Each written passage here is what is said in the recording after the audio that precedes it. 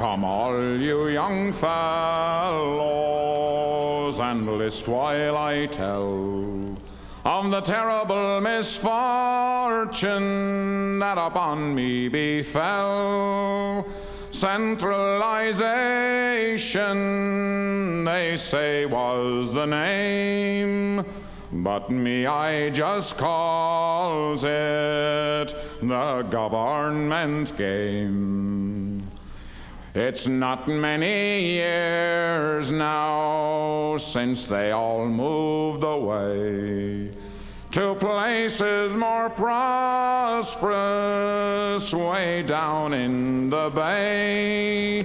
There's not one soul left now, not one who remains.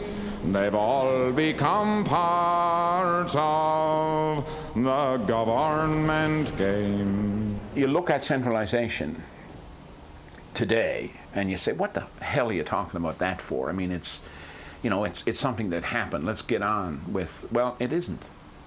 It isn't something that happened. It is something that is still impacting on this society that is the Newfoundland way of life. You lost your sense of yourself as an important human being, as a contributing human being. You felt less than you were. You were ashamed of your parents, you were ashamed of yourself. It seems like this very important part of our past, of the heritage, the direct life of the people who lived in those communities and their children and their children's children, was wiped off the face of the map.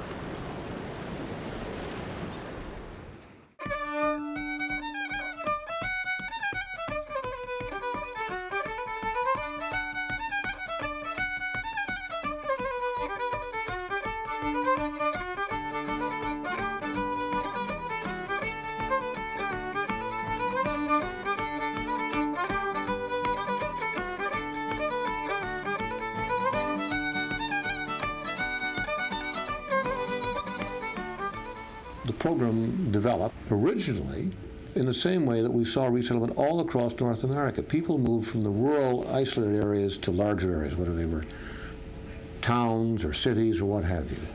They moved because they wanted opportunity, they moved because they wanted education, they moved because they wanted social services. We were going on a boat, first off, and we had all of our everything, our house included, stowed on this boat. We always kept animals, and I had a pet goat. We knew we couldn't bring this goat to Lewisport. So my father and I, it was like a non-spoken agreement between us for the last 2 or 3 days. We knew the goat had to go. So we brought the goat down and we shot it. And for me, it was almost a metaphor for the end of that way of life, you know. But I didn't cry. I didn't show any emotion at all. I just did it.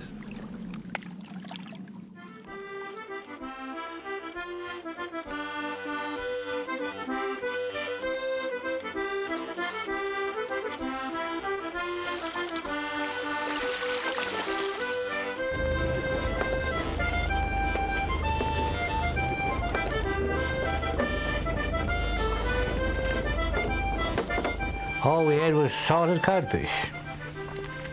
When you said fish, as far as everybody in Newfoundland was concerned, fish was salt cod. Anything else really wouldn't fish. That's the only you could sell. They'd bring in a skiff load of fish and they'd prang it up on the wharf up here, and then they had to bring it in and cut it and gut it and salt it and then wait for the sun to shine to dry it. Be drying it for about a couple of weeks or so, or 3 weeks before they could sell it. If it was too sunny, it might split, you know, the sun might sunburn it, or it might split, so you had to be constantly turning it over. I mean, each fish that was caught was handled hundreds of times before it was sold. The whole settlement pattern of Newfoundland and Labrador was dictated, most of it, by the fishery, at least coastal settlement. and people moving into areas, okay, where they'd have sole or bitter access to the fisheries. Once a harbour became crowded with limited access for setting your nets or fishing gear, a number of people would move further up the coast or further down the coast or further in the bay. This is one of the main economic reasons why communities are spread out and dispersed around this province.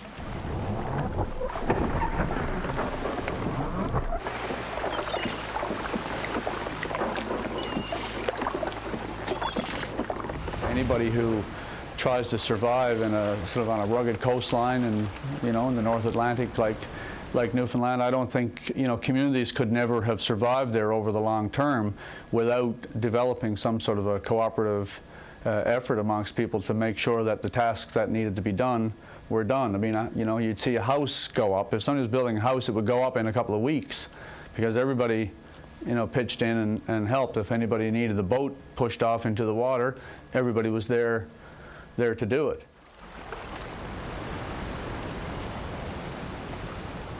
We had to go berry picking as kids, it was something that wasn't just a pleasure day out. It was something you had to do. You had to make jam for the winter, right? And my mother gave us this jug, and this, I think it was a red jug, and gave us all little cups each and said, now if you can go and fill them cups up each and, fill up the fill the jug full of berries, then you can go swimming, because we wanted to go swimming, right? And so left, and I was one of the, the younger crew, and my brothers and sisters who were older, we all went out, we went berry picking, and what they did was they picked grass, and they filled the jug up full of grass, and everybody just picked a few berries each and threw the berries in on top, blueberries in on top, and it looked like it was full.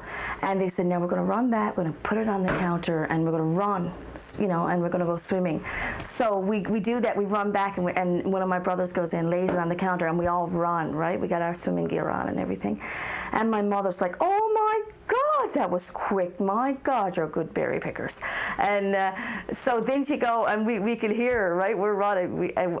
She must be in there jumping it out, right? While we're, by the Jesus, you youngsters. She's running after us, right? And she comes out, but we're gone. Like, we're out of there, right? And we thought when we go back, well, she's going to kill us, right? But of course she didn't.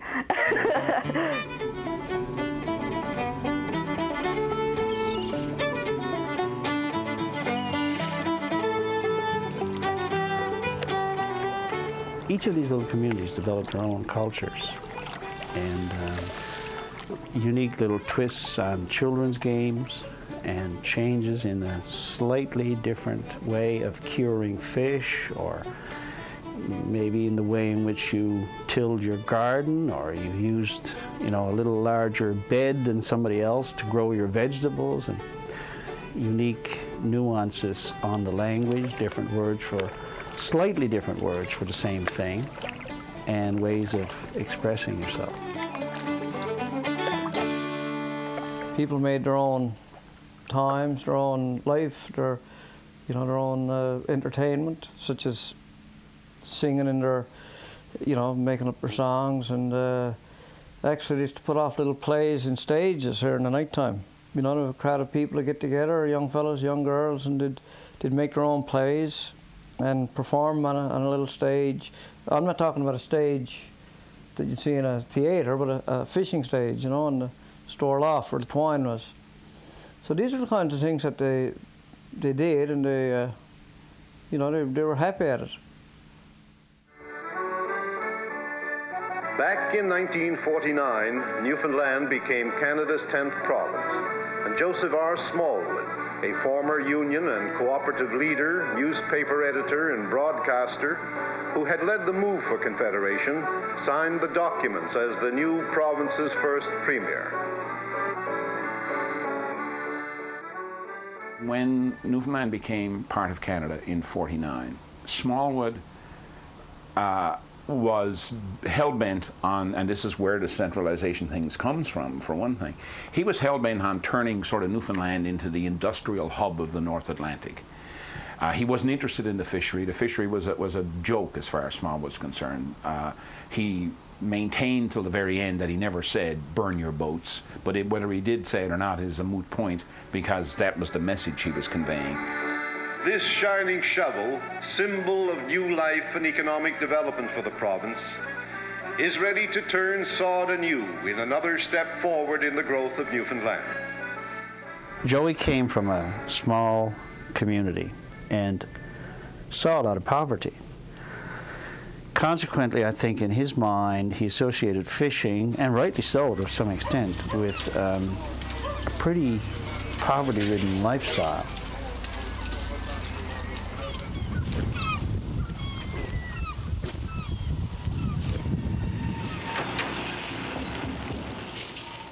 Without Confederation, there'd be no great education drive, no great expansion of public health, no rural electrification program, and water and sewerage.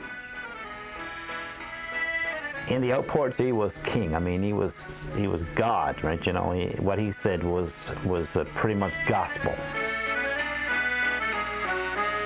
Her Majesty Queen Elizabeth II, on a visit with Premier Smallwood, expressed pleasure and approval of this ambitious project.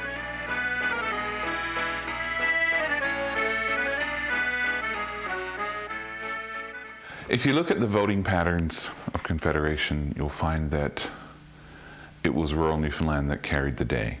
Often the fishery was based on a truck system where the fisherman was indebted to the merchant for periods of time, long periods of time often.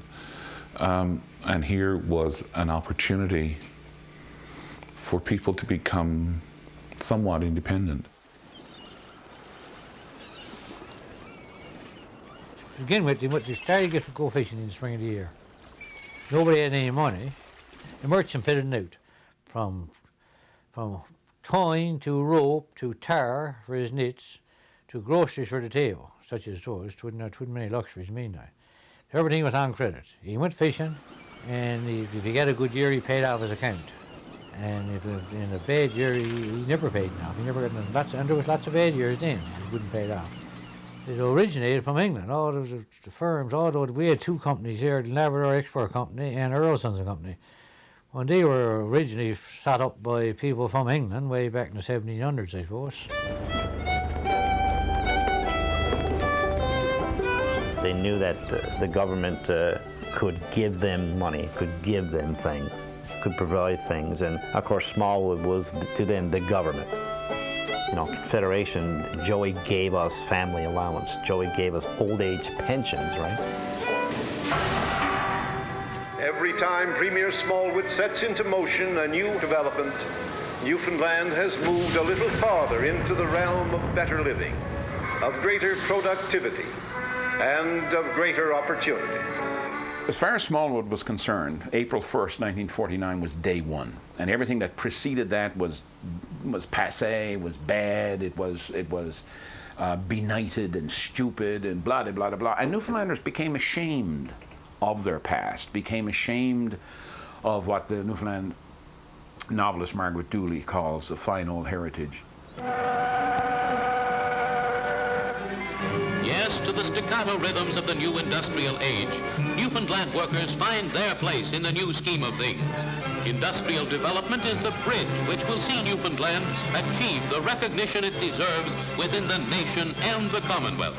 Yes, today and tomorrow, Newfoundland is truly on the march.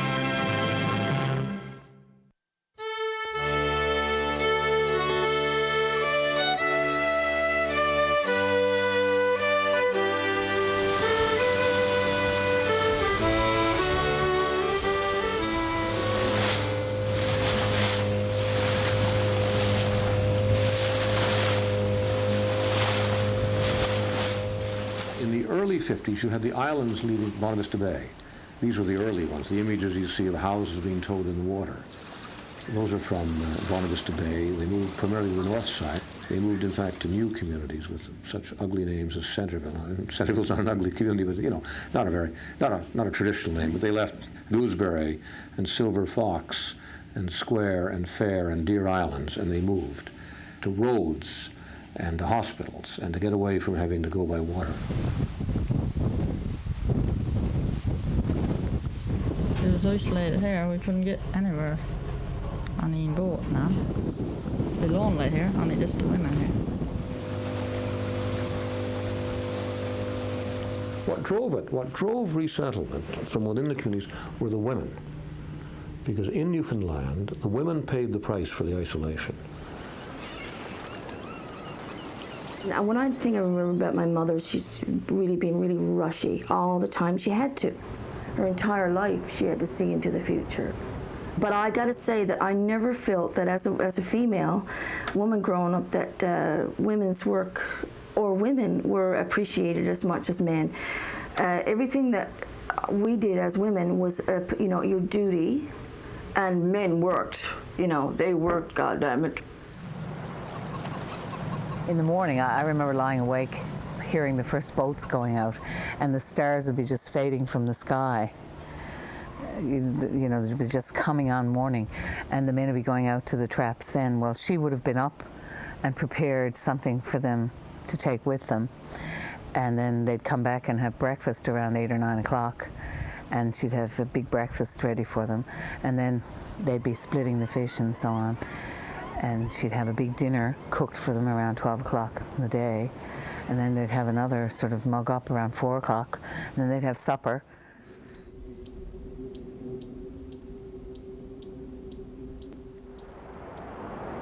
Line up down by the goalpost.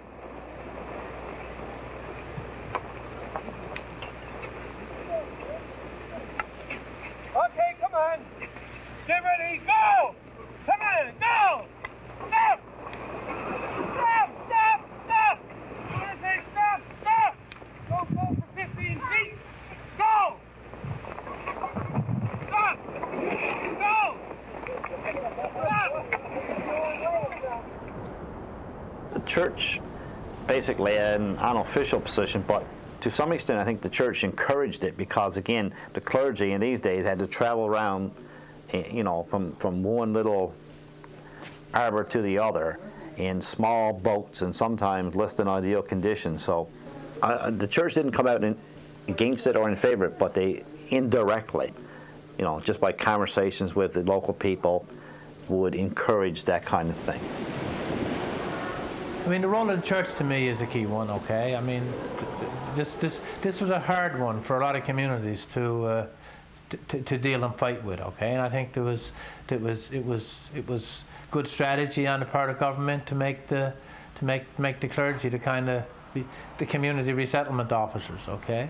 Because they had the people there a lot of trust and a lot of power, okay? I mean, the clergy had a lot of power in those days, you know. Very often the priest or whatever passed for authority would take a very strong position. I mean, the Grey Islands in my community, the priest went out to the Grey Islands and said, I got to tell you, you're doing yourselves a disservice and you're doing your children harm by staying here on an island with 10 families.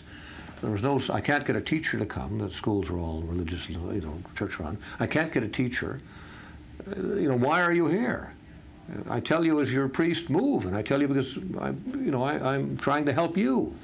Now, is that pressure? Yes. Is it involuntary? I don't know. I mean, the other side, that's leadership.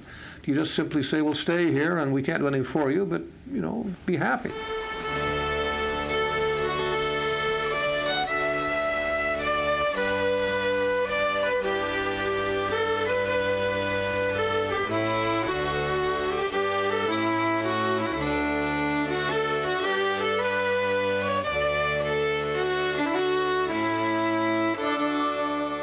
Resettlement coincided with the development in this province of an industrial model of the fishery. This industrial model was the big fish plant, okay, the big factory with the deep sea dragger fleet, okay, and a number of communities were kind of designed that would be the growth centers for these particular fishing fleets. We have the Ramias, the Burgios, the Harbour Bretons, the Mirrystowns, the Buren, the Trapasses, the Catalinas, the Bonavistas, and so on. Here at Fortune, we have the large and expanding operations of Booth Fisheries Limited.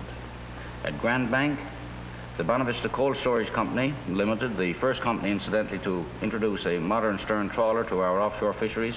Now, in order to prosecute a fishery and have a major factory, okay, on land, you needed a secure, skilled labour supply. Of course, that secure, skilled labour supply was in the rural communities, rural outport communities in Newfoundland and Labrador. So it was an intent also to bring in and concentrate a secure labour supply for this type of industry, the industrial model of the fishery. I see Marystown becoming a great centre for the whole southwest coast, both in fisheries and in docking facilities for the whole dragging fleet.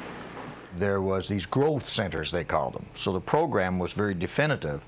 And we will select the communities, we will select the places where they will go, and we will make these offers to them. The man from the government would show up. People were told, what we're asking you to do is to, or what we're not asking, or there may have been some asking, but the idea of the program was, if you wish to move, we will acquire your house. I mean, there's no way we're going to have two communities. You can't, I mean, that was clear. Although the houses weren't actually torn down, they were just left to fall down. But take what you want, take the house if you want, but you must move, and we will give you financial assistance to enable you to do it. In reality, what was going on was a lot of breaking down of community solidarity and community cohesion. You had government people, okay, been in the community talking to people, rumours of the coastal boat service being cut back from 3 times a week to once a week, rumours that, well, we're not going to have any teachers in the community this year, so grades are going to have to be combined. Oh, the post office is going to be closed down. The community nurse is not going to be visiting as often. These kind of rumours spread, okay, in communities that had existed for 200 years, okay, and depended and trusted one another. The whole solidarity began to break down, and they began to mistrust each other and fragment, okay, which made it very, very easy for resettlement to happen. I can remember these big men. I remember these men in the suits. I used to call them, they were the government. Came to our house and came into the table, and they laid these papers out on the table, which I now know were blueprints, right? So these men in the suits and the ties, they leave, and it's just like worrying, complaining, and saying, I hope to Jesus, so that's what it's like, but it is a good bit of land.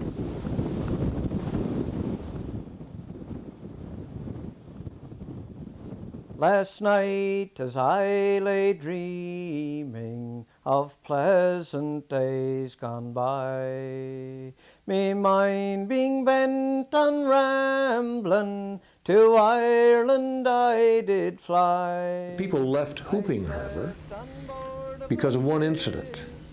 And the incident was they watched a young boy die of peritonitis, an appendix that went wrong, for over a 3 or 4 day period, just a sheer agony. And it wasn't physically, they couldn't get, the 130 people there couldn't get that young man about 15 miles to the nearest road. Once they got to the road, then they could get him to the hospital or to a medical, actually it was a nursing station in Roddickton, not far away.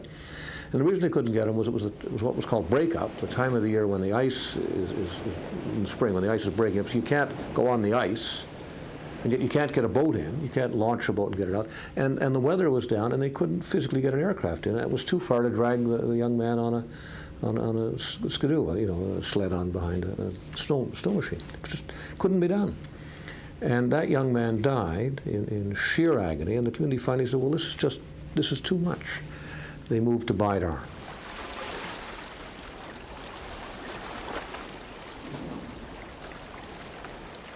It was a voluntary program, yes, but everything, it was an advertising campaign is what it was. It was a propaganda thing. So they were told things, this is what's going to happen, Do you want your kids, your kids to get sick and die in this town, die in this community because there's no doctors around? Is that what you want?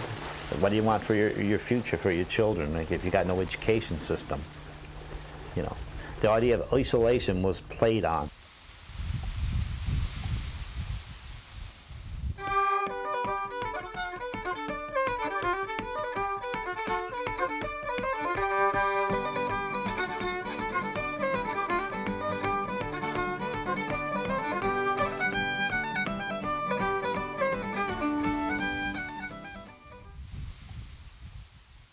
Attention, all good friends of mine, and listen to my tale, relating to an island down in Placentia Bay. It was my home of childhood, where memories still do stray, to the lovely Isle of Marachine down in Placentia Bay. 'Twas sometime in December, they turned out all the lights, and they locked the doors to their happy homes they worked for all their lives. It would break your heart to see them walk to the boat to go away, as they bid farewell to Marachine down in Placentia Bay.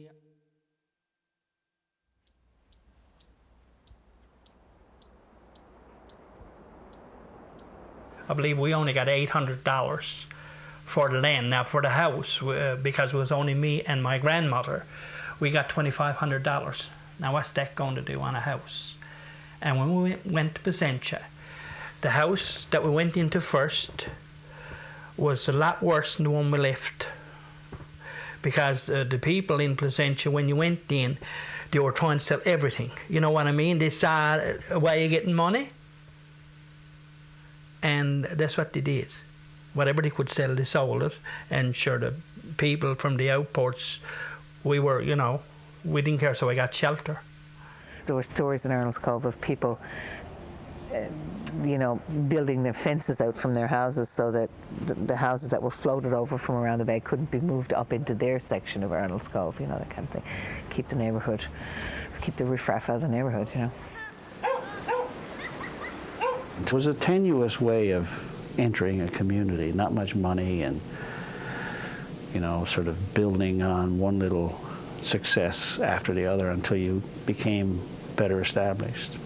Probably not much different from immigrants coming from anywhere else. It's an amazing thing to see a house being floated into your community from off the water, taken up the beach, settled onto a foundation that had been prepared for it. It was an incredible thing. They made no attempt whatsoever to be aware of what a disruption this was in people's lives. So they created no kind of system of help. I know my uncles, they moved into Placentia in fresh water, and their lives were over, really. I mean, they were like, they couldn't go fishing. There was nowhere for them to go. It was miles and miles away from any fishing ground that they knew. They didn't have any premises. They had to spend a little bit of money that they'd got from the resettlement on purchasing real estate in a place where real estate was worth 10 times as much as it was where they left. Most of them settled together. They seemed like they wanted to be together to sort of recreate at least their community atmosphere, you know, in the resettled area. So they pretty much stayed in the same area. They lived in the same area, lived on the same street, if you want to call it that, and try to recreate the community feeling as much as possible. When we got there, we had our little plot of land in this area, but we were all on the slope where our houses were. And I remember my mother complaining and being vicious, like saying, Lord Jesus Christ, you know, because she swore a lot, right? And she said, land, look what they gave us. Like, how in the hell am I going to grow, like, put my vegetable garden there? When the rain comes, it's going to all wash down. And it was on a slope. It was like, this is what they gave us, these little plots of land, right?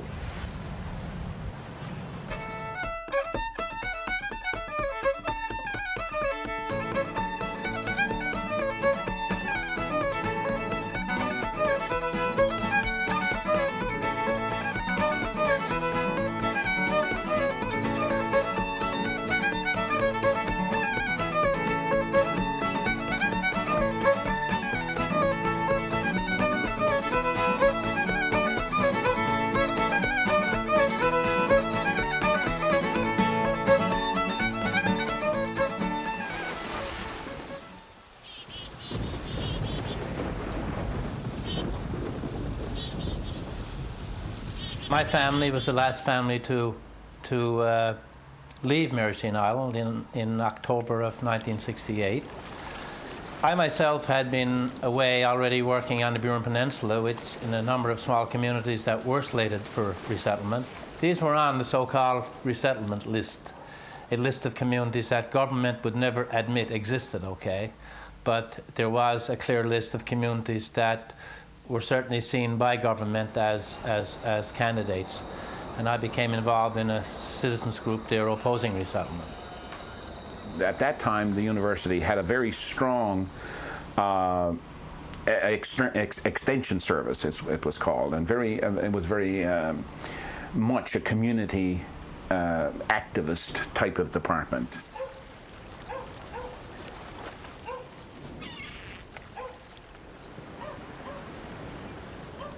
There was 5,000 people on Folk Island. A lot of people to move on somewhere where you could guarantee everybody was going to get half decent living. So they were talking about taking us and putting us over in Gander Bay, and some of us over on making a community over on the mainland somewhere. And but what were you going to do when you got there? So you're going to starve to death. There's just about starved to death on Folk Island. So a few of us got together and said, look, certainly must be a way we can diversify and make a go of it. So in December in 1967, that's when we called the first meeting, a few of us, and we formed the Folk Island Co-op. Fogo is the sort of the jewel. That I think it was because of political activism that there's anybody living on Fogo today, because the people from the university here, from the Extension Service, went out and worked with the people and got their story told and focused their anger, and eventually the government just gave in. But that's really the only one. The Southeast Bight, Petty Fort, just pure out and out rot ass stubbornism. They just we're not going. The hell with you. Southeast Bight went down to, I think it was 8 families, unless I'm mistaken. The story goes that young Pius, my former husband, picked up one of the politicians and threw him overboard at one point from off the wharf after he'd come out sort of preaching this gospel of resettlement, and people were very, very angry about it. There was a good many people left Petty Fort, so the people that decided to stay, they were good, hardy fishermen. They knew that they could survive here, and they were willing to put up with inconveniences such as, no running water and no electricity, and they just dug in and said, this is where we want to be, a place where we were born, and this is where they wanted to die, and they wanted to stay here. Word was out that the settlement is going, and it was only a matter of time. So every settlement around them had gone. They had all disappeared, and that they felt that they were going to meet with the same fate. Everybody talking on the road, then they go, we're going to move, we're going to move. And fighting, they done some fighting over, but they backed over and everything. Some fellas you can speak about them when they were moved. So I made up my mind to stay. I said, I'll blow out the last light in Petty Fort. I'll blow out the last one there where I go. That's what I said to him. He said, you're some foolish boy, you get $4,000. How's it going to $4,000 to me?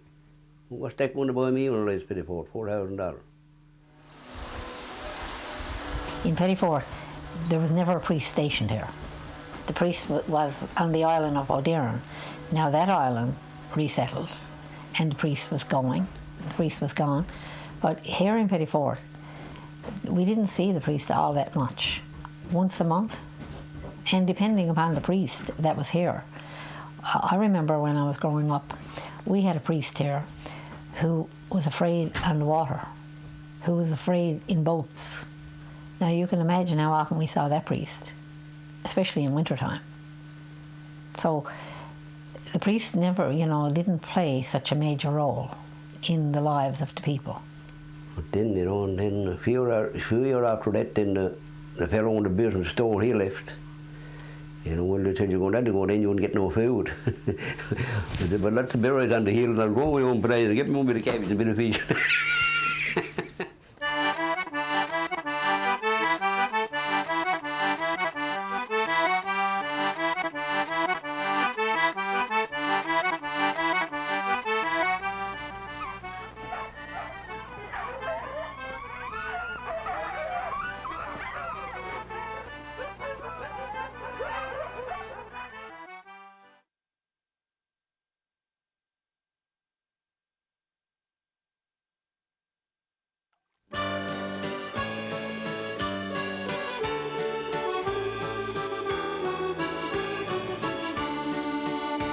They're outport people without port ways, but there's nowhere to use them, and now it's too late. And they curse on the one who uttered the phrase, resettlement now, while resettlement pays. He sits on the dock and he looks across the bay and watches his memories as they pass on the waves. And he wonders what cards fate might have dealt if he told those officials to go straight to hell. 'Cause you can't take a man from the soil where he grew, lest you know how to solace his mind when you do. And for God's sake, don't say how much greener's the grass, 'cause those uprooted people saw it wither too fast.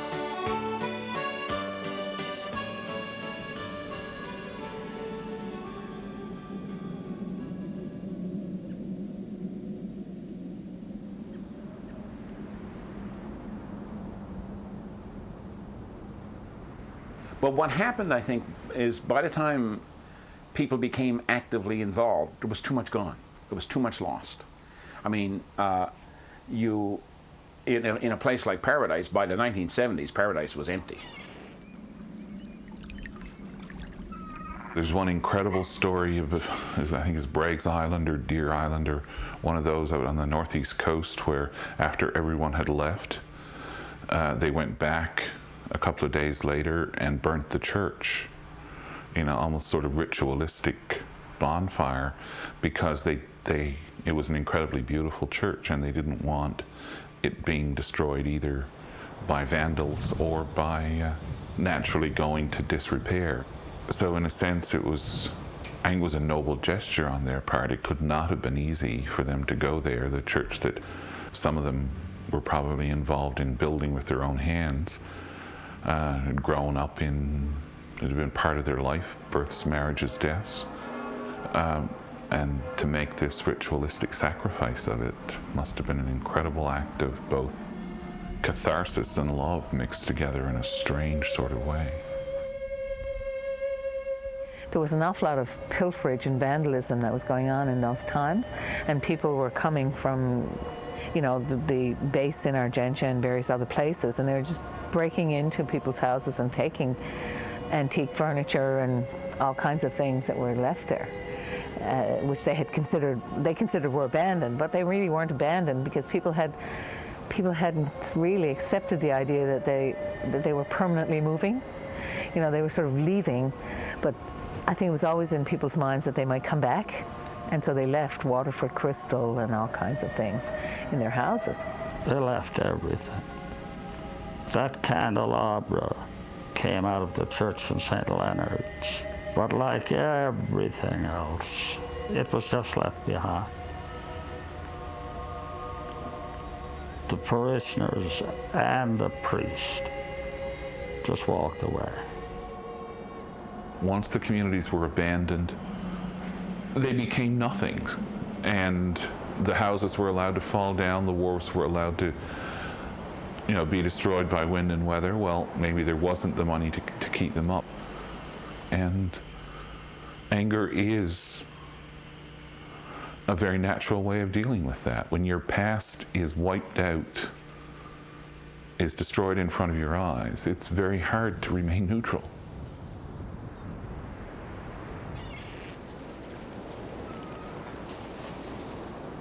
I felt really angry. I mean, I was pissed off. You know, here's the place I was born in, and somebody just sort of cavalierly decided to wipe it off the map. The official map of Newfoundland at the time didn't contain most of the names of the communities that had been resettled, and I wrote a vicious letter to Brian Peckford, who later became premier, just protesting, you know, the fact that removing the names from the map was like the last straw. It's like the place never existed, you know.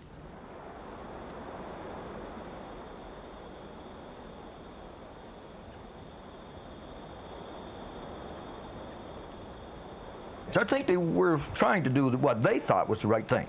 I think they really believed that what they were doing was the right thing, and in some cases it was. You know, I'm sure there are examples where this things worked out great. You know, but there were many examples where it didn't work out great, and the people were distressed, and they continued to be distressed all the time they were living in these other towns, because this place, which is so profound in this province, you know, sense of place. Had communities been engaged, okay, in possibilities and potential for their future, I think it would have been okay. Even if for some of those communities the choice had been resettlement. The only thing I would fault them for is they accelerated a process that was already ongoing. They speeded up evolution, and when you speed up evolution, you tend to get a number of rather odd occurrences. So I don't buy the argument that the government caused resettlement. I think they went along with resettlement and accelerated it, consequently took the criticism that they were the cause of it. They were not the cause of it. They just speeded it up.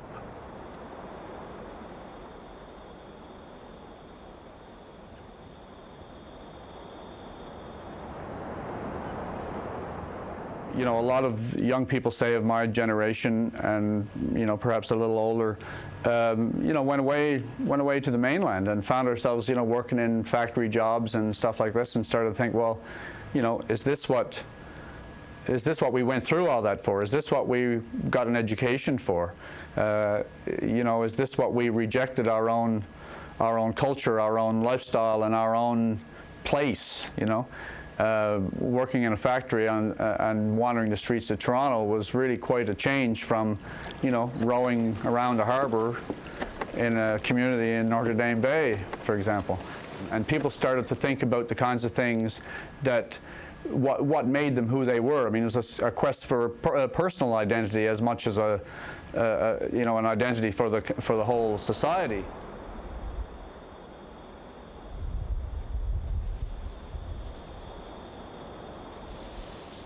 Smallwood's government, they sponsored this big come home year, which was to get the Newfoundlanders who were away to come back and visit and see what a great place Newfoundland was becoming, and bilk them of their money while they were here. Come home, Newfoundlander, you're gonna get a chance to wish and choose again. Come home, Newfoundlander, you're gonna get a chance for fish and brews again. But it backfired, in a sense, because when the Newfoundlanders who were living in Northern Ontario or in Brooklyn or in Boston or wherever came back, many of them took a romantic approach to the place, rather than saying, oh wow, isn't this wonderful, you have a paved road across the island. Many of them said, the hell with the paved road, I can see paved roads in Boston and Brooklyn. I want to go back to where my grandfather was born, and so on. The feeling in the air was like it was a vindication of Newfoundland nationalism. You know, it was a flowering of nationalism. People, it was the resettlement program then became a focal point for other Newfoundlanders who hadn't been resettled or whatever, but it became a focal point for them to express their nationalism. That period was a wild period in Newfoundland, that late 60s, early 70s period. And it wild in a good sense, in an artistic sense, I think. It was the end of the Smallwood era, for one thing, and I think people finally felt a breath of fresh air, you know, getting rid of Smallwood after 25 years. Smallwood provided them with the means for an education, and that education provided them with the ability to question and bring about the end of the first era of Confederation.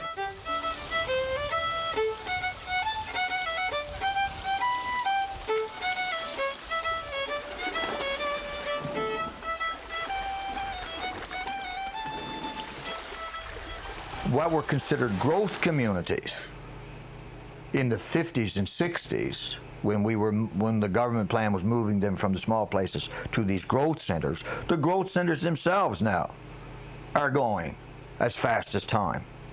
You know, I think, for example, about communities like Fortune. That's where my parents moved, to Fortune as a growth center in '60 and '68, and the fish plants there were booming. You know, the fishery was booming. You look at these communities today, you look at that community today and compare it to what it was then, and it's only a shadow of its former self. There's no longer any deep sea fishery, okay? There's been a moratorium for 10 years. There's no longer a large dragger fishery, a large fish plant fishery in this province. Some of the communities that were growth centers are now the communities that are bleeding and are flat on their backs, okay? Which is, okay, you know, if you want to argue resettlement as a successful economic model, this has failed, okay, and failed miserably. Looking back on that, not only that, I mean, we've not only destroyed communities in the process, we've depleted our resource.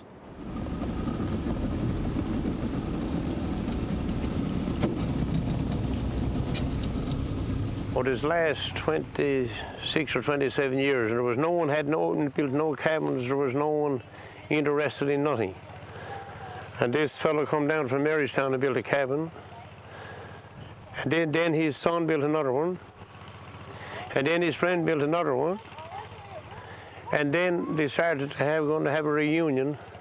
And now I think there's over 20 here altogether in the matter of a few years.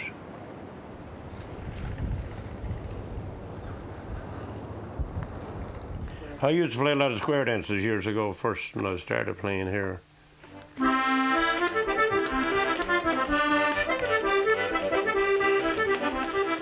Jack Pearson now used to dance to that one here in Lowell Pomeroy. Yeah.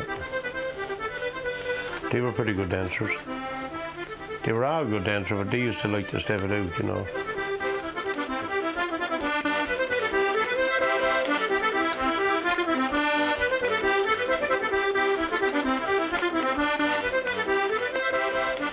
I'm out of this now 33 years, and I have everything I want at my home in Topsville. But still, this is my home here, and I always will be now. Well, in the little community of Grow, it was very tiny, and what I remember, we had a little flake where we put fish on, and little boats in the harbor, and there was these small little islands. We used to call them islands. And close to our house, and we lived like the flake there, the road is there, and our house is about here. And the church was like over here, and the cemetery. And I can remember there was a baby that was buried outside the cemetery, and right here, and we went to see it as kids, and as little kids, I guess, relaying stories of like, why would they put a little baby outside the fence? And it was because she was born out of wedlock, and the baby died. And it was really sad, and we used to bring flowers and put on the grave.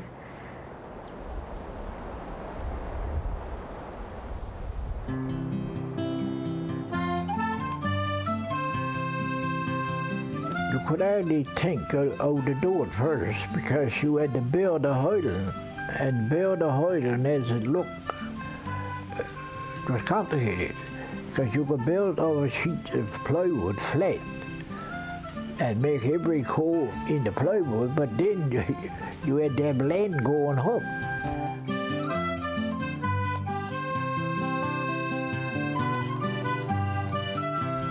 My mother, she was born on Green Island there. There was only 3 months school on Green's Island. And the older children then used to come over to their island. in a boat and walk across on ice.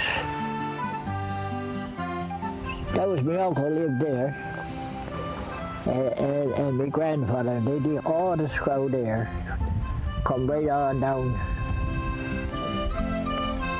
Oh, memory. Oh, memory, that's it, that is.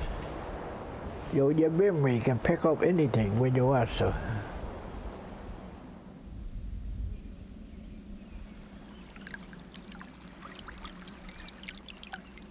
We had a reunion. One or two of us got together one day in a community not far from where Indian Islands was on the mainland, and said, why don't we bring people back? So we spent 1.5 years organizing it, and everybody came back. We estimated we had about 1,000 people come there for 3 or 4 days. I told Dad, oh, go in there. Right ahead. Right here. What a lovely trip. Up there in the trees, Maisie. We were born up there in the trees. Do it look different to you? I don't know who he is. So didn't I? How long ago? I was over 40 years. 40? Yeah. So that's it. How long ago? I was. I don't know who he is.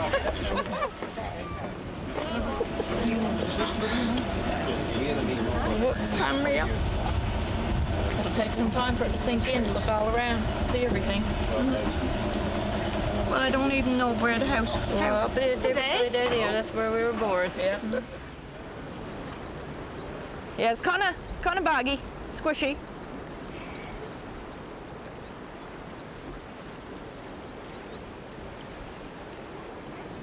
Church was in there. I suppose there's nothing left of it, is it, Ralph? There's nothing left. Yeah, everything's all growed in. Okay, so this would have been where the government wharf would come up, straight up here, look. That's the wharf here. This here? Yeah. There was the government wharf. Because you come on down, if you were standing down here, yes, you're looking straight up, because our house, right? Our house right there.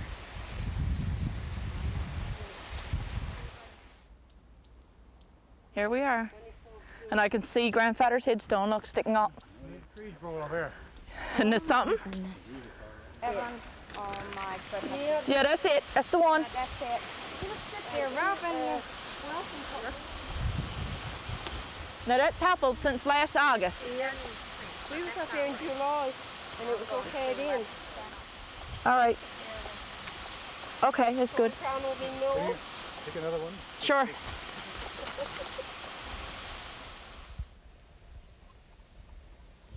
Or this is something else. It's wonderful You're going to have to some be alive pictures today. You're going to have some pictures, I tell you. Yep. They'll dry, they'll dry. But you can say you soaked your feet in Little Harbor Pond. Oh yeah. Thanks to you. Got me up there. Oh my. I told you I'd bring you back. Yes.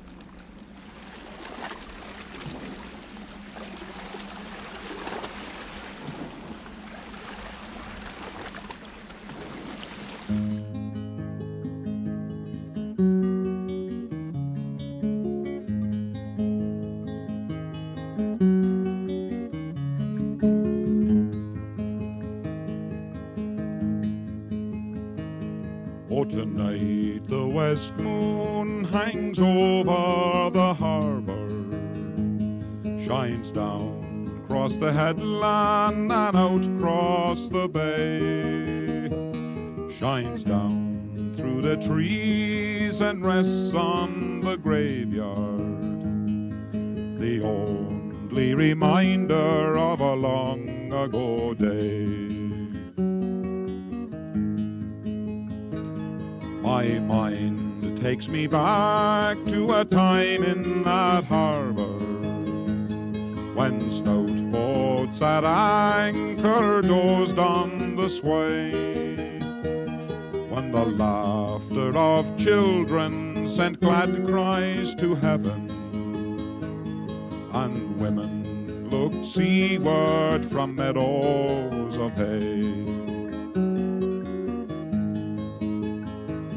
But no longer I see those fish-covered flakes now, no green rows of gardens stretched over the hill, no pond in the beach gleaming red with fresh copper, no fine sturdy stick freshly cut for a keel. For the government men came bribing and preaching. They convinced all the Livyers to just move away. Now they're scattered like dried leaves from hell to high water. But the wind and the west moon elected to stay. So tonight the west moon hangs over the harbour,